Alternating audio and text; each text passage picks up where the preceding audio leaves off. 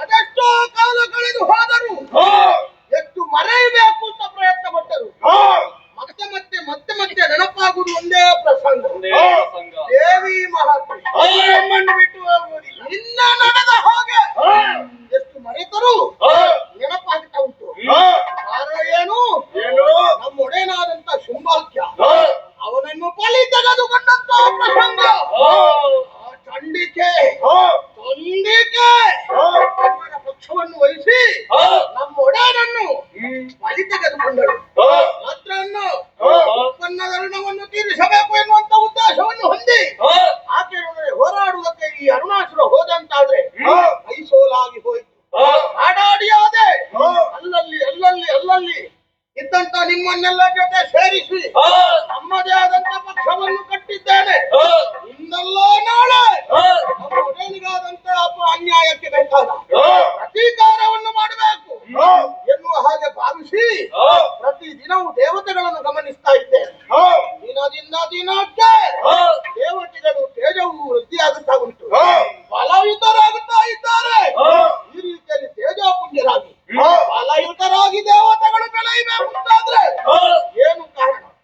ಯಾಕೆ ಹೀಗಾಗುತ್ತಾ ಉಂಟು? ನಿಮಗೇನಾದ್ರೂ ತಿಳಿದಿದೆ?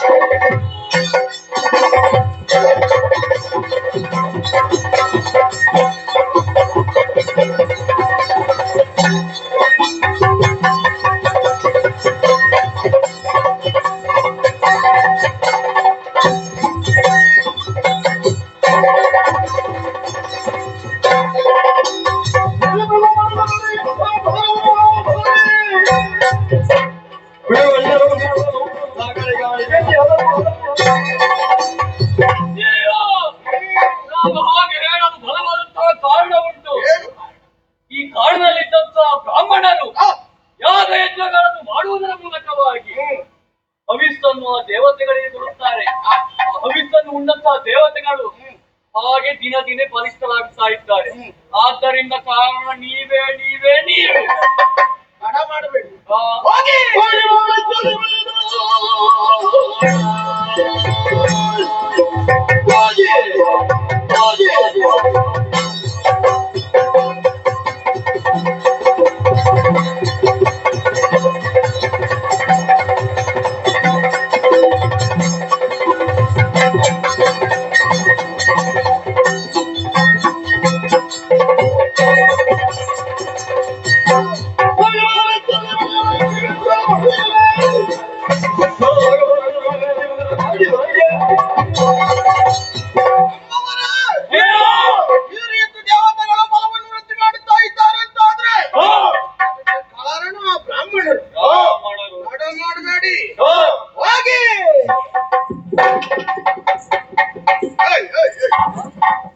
ಎಲ್ಲಿ ಹೊರಟದೆ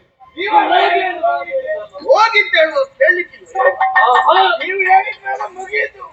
ನಿಮ್ಮ ಮಾತು ನಮಗೆ ವೇದವಾಕ್ಯ ಆಯ್ತಾ? ನಿಮ್ಮ ಮಾತಿನ ಕುರಿತಾಗಿ ನಮಗೆ ಗೌರವ ಸಂತೋಷ.